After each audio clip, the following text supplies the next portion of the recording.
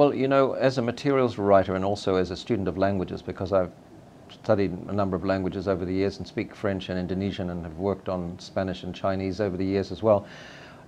As a materials writer, I try to put myself in the minds of the learner, and you know, language learning is very frustrating. You put a lot of time into it, you don't see a lot of results for the amount of time you put into it. So I try to see each lesson as a simple set of steps that, you know, provide the scaffolding, the language that the students need to do the task, and then you try to take them beyond what you've taught them. So it's kind of a guiding, first of all, fluency in using what you've taught them, and then going beyond that so that students can sort of see that they're actually taking away something from the lesson. I think the worst lesson is something where you spend a lot of time doing things and learning things, but at the end of the lesson you don't really have anything you can take out of the class and say, this is what I can do now.